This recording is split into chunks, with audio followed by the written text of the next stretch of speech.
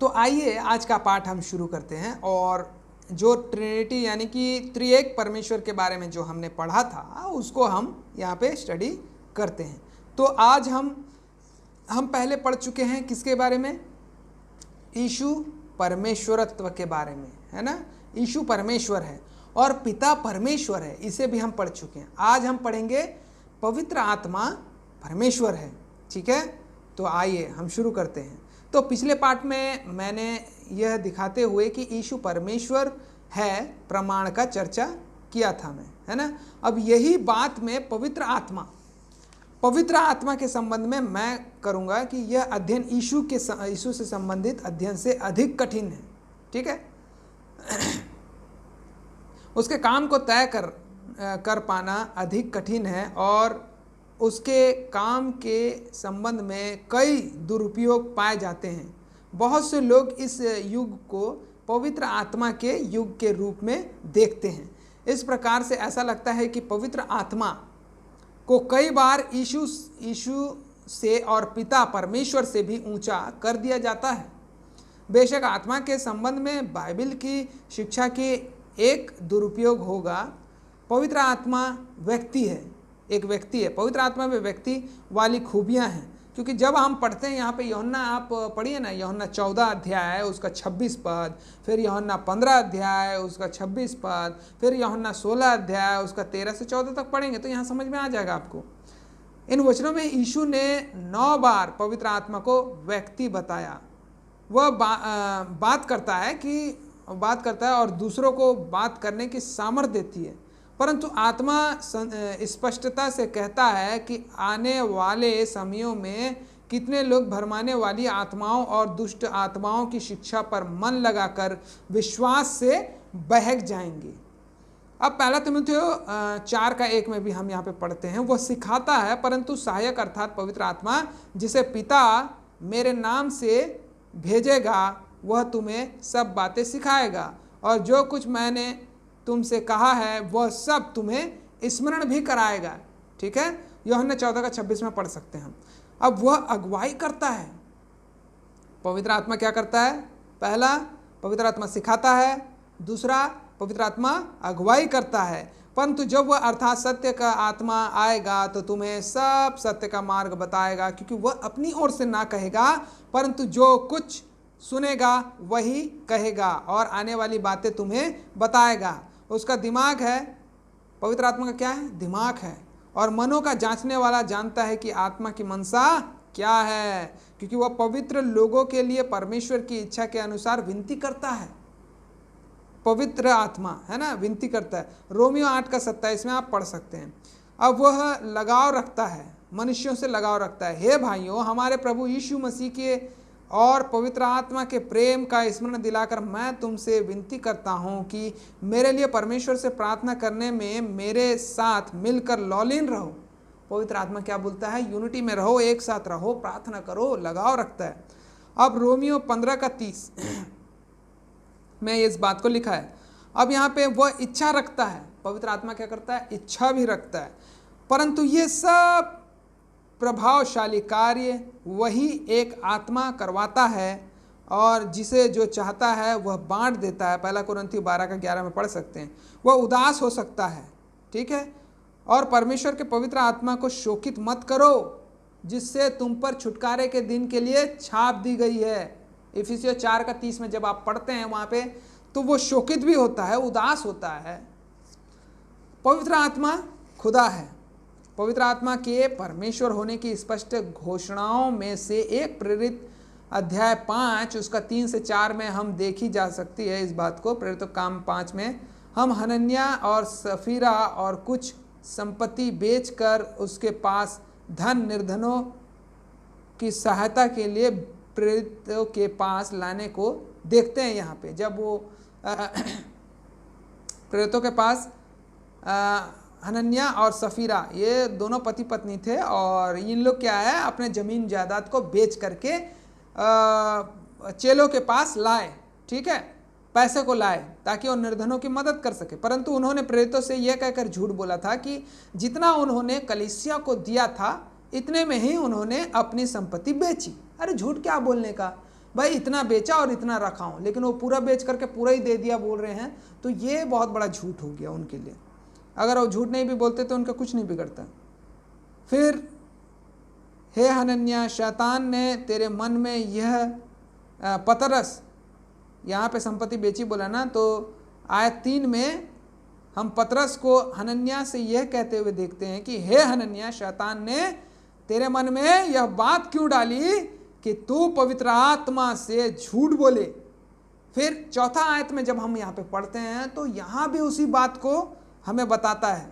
चौथा आयत में देखते हैं हम यहाँ पे अंत में हमें पतरस की यह बात मिलती है कि तू मनुष्य से नहीं बल्कि परमेश्वर से झूठ बोला है। परमेश्वर की प्रेरणा से पतरस ने ध्यान दिलाया कि यही झूठ परमेश्वर के साथ साथ पवित्र आत्मा के साथ साथ भी बोला गया। इसका मतलब यह हुआ कि आत्मा और पिता परमेश्वर बराबर है, पवित्र आत्मा और पिता परमेश्वर बराबर है बोल करके ये वचन हमें यहाँ पे बताया जा रहा है। व्यवस्था विवरण 32 का 12 में हम देखते हैं कि यहोवा परमेश्वर जंगल में अकेला इजराइलियों की अगुवाई करता था, परंतु यशायाह 63 उसका 10 में हम पढ़ते हैं कि इजराइलियों ने पवित्र आत्मा के विरुद्ध में बगावत करके उसे खेदित किया था। यह विरोधाभास नहीं है, बल्कि पवित्र आत्मा भी परमेश्वर है। पिता परमेश्वर और यीशु और आत्मा सब इजराइलियों की अगुवाई में शामिल थे। ऐसे ही एक परिस्थिति यशायाह 40 उसका 13 और रोमियो 11 उसका 34 में देखी जा सकती है। आप पढ़िएगा उसको। यशायाह 40 में भी यहाँ पूछता है कि आत्मा को किसने सिखाया या सलाह दी। रोमियो 11 में पौलुस इसी आयत को लेकर के इसे परमेश्वर पिता के लिए इस्तेमाल करता है। यहाँ फिर यह पता चलता है कि दोनों बराबर हैं, है ना, दोनों क्या है, बराबर हैं। इस बात का पता चलता है हमें। आत्मा में खुदा की खूबियाँ हैं। अब ये खूबियाँ कैसी हैं, इब्रानियों 9 का 14 में आप जब पढ़ते हैं तो आत्मा को सनातन आत्मा कहा गया है, आत्मा को सर्वव्यापी भी कहा गया है। पहला कुरिन्थियों 6 का 19 में पौलुस कहता है, क्या तुम नहीं जानते कि तुम्हारी देह पवित्र आत्मा का मंदिर है जो तुम में बसा हुआ है और तुम्हें परमेश्वर की ओर से मिलता है, और तुम अपने नहीं हो, आत्मा का वास हर मसीहों के हृदय में बताया गया है। ठीक है, मसीही लोग संसार भर में फैले हुए हैं, इसलिए जब तक आत्मा खुदा ना हो तब तक ऐसा होना संभव नहीं है। वह हर जगह एक ही समय में हो सकता है। दाऊद ने इस बात को समझा कि पवित्र आत्मा से भाग पाना असंभव है। भजन संहिता 139 का 7 में जब आप पढ़ते हैं तो वहाँ पे आपको पता चलता है। इसके अलावा आत्मा को अंतर्यामी, सब कुछ जानने वाला कहा गया है। पहला कुरिन्थियों 2 का 10 पर ध्यान दें। परंतु परमेश्वर ने उनको अपने आत्मा के द्वारा हम पर प्रकट किया है, क्योंकि आत्मा सब बातें वरन परमेश्वर की गुण बातें भी जांचता है। आत्मा को परमेश्वर की गुण बातें जानने वाला भी बताया गया है। इसका अर्थ यह हुआ कि वह भी परमेश्वर है। मीका इस बात की घोषणा करता है कि वह यहोवा की आत्मा से शक्ति और न्याय और पराक्रम पाकर के परिपूर्ण होता है। मीका 3 का 8 आप पढ़िएगा। क्योंकि आत्मा पुराने नियम में जो था आत्मा ओनली था, लेकिन अब जब नए नियम में हम देखते हैं यहाँ पे पवित्र आत्मा की बात करता है। आत्मा खुदाई काम करता है, यानी कि ये परमेश्वरत्व की काम करता है। आत्मा को सृष्टि की रचना में योगदान डालने दिखाया गया है। यहाँ पर भजन लिखने वाले ने भजन 33:6 में लिखा है, आकाश मंडल यहोवा के वचन से और उसके सारे गण उसके मुंह के विश्वास से बने। अब श्वास यहाँ आत्मा को ही कहा गया होगा, ऐसा ही भजन 104:30 में मिलता है। तू अपनी ओर से सांस भेजता है और वे सृजे जाते हैं, और तू धरती को नया कर देता है। आत्मा ने केवल सृष्टि की रचना में ही योगदान नहीं किया, बल्कि पृथ्वी को बरकरार रखता है और नया भी करता है। इस प्रकार से हम यहाँ पे पढ़ते हैं। यूहन्ना घोषणा करता है आत्मा तो जीवनदायक है। ठीक है, और यूहन्ना 6 का 63 में पढ़ सकते हैं, जीवन देने की सामर्थ तो केवल परमेश्वर में है। और यहाँ हमें यीशु के वचन ये कहते हुए मिलते हैं कि आत्मा जीवन दे सकता है। जिसका अर्थ यह हुआ कि आत्मा परमेश्वर है। और एक पतरस 3 का 18 जब हम पढ़ते हैं तो वहाँ पर पतरस मसीह के दुख सहने और ऊंचा किए जाने की बात कर रहा है। वो कहता है कि यीशु ने दुख उठाया ताकि मनुष्य जाति परमेश्वर के निकट आ सके। वह शारीरिक रूप में तो नहीं, शारीरिक रूप में तो मर गया, आत्मा के भाव से जिलाया गया है, इस प्रकार से कहा। रोमियो 8 का 11 में पौलुस कहता है कि आत्मा ने यीशु को मुर्दों में से जिलाया और वह हमें भी जिलाएगा। पवित्र आत्मा के खुदा होने का एक प्रमाण यीशु का देहधारी होना। मत्ती और लूका दोनों पुस्तकों में यह घोषणा की गई है कि यीशु पवित्र आत्मा के द्वारा जन्मा या गर्भ में आया। यह बात मेन है। मत्ती उसका 1 का 20 और लूका 1 का 35 आप पढ़ सकते हैं। कोई उसी का पुत्र होता है जिसने जन्मा हो, जिससे जन्मा हो। इसका अर्थ यह हुआ कि हम कह सकते हैं कि यीशु पवित्र आत्मा का पुत्र है।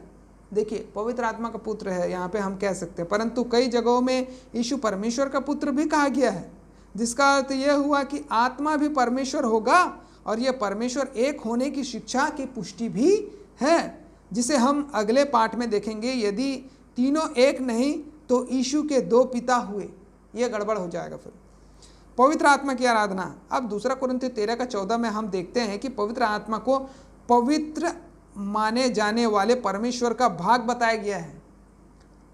प्रभु यीशु मसीह का अनुग्रह और परमेश्वर का प्रेम और पवित्र आत्मा की सहभागिता तुम सब के साथ होती रहे। परमेश्वर को छोड़ किसी भी अन्य नाम को ढालना तीनों के राजा की बात का अनादर करना होगा। ऐसी ही एक बात मत्ती 28:19 में भी यीशु के ग्रेट कमीशन में मिलती है। इसलिए तुम जाओ, सब जातियों के लोगों को चेला बनाओ और उन्हें पिता और पुत्र और पवित्र आत्मा के नाम से बपतिस्मा दो। फिर यहाँ पे हम और देखते हैं वचन में कि किसी के नाम में बपतिस्मा देने का अर्थ आराधना का एक कार्य है। पौलुस ने किसी को अपने नाम में बपतिस्मा देने की अनुमति नहीं दी। 1 कुरिन्थियों उसका 1 का 13 आप यहाँ पे पढ़ेंगे तो आपको समझ में आ जाएगा। इसका अर्थ यह हुआ कि यीशु के साथ साथ आत्मा को वही आदर और आराधना मिलती है जो पिता परमेश्वर को मिलती है। तो हम यहाँ पर जो पिछली चर्चा में उम्मीद है कि यह समझ में आ सकता है कि पवित्र आत्मा को परमेश्वर बताया गया है, हम समझ गए, ठीक है। उसमें परमेश्वर के वही गुण हैं जो पिता परमेश्वर और यीशु में हैं। इसका अर्थ यह हुआ कि आत्मा भी परमेश्वर है ना। अगले पाठ में हम देखेंगे कि तीनों एक कैसे हुए। देखिए, यीशु भी परमेश्वर है, पहला यीशु भी परमेश्वर है, दूसरा पिता भी परमेश्वर है, पवित्र आत्मा भी परमेश्वर है, और ये तीनों एक कैसे हुए फिर से अगले पाठ में देखेंगे। तो आज का हमारा पाठ यहीं समाप्त होता है और नए पाठ के साथ हम फिर से आएंगे। प्रभु आप सभी को आशीष दे।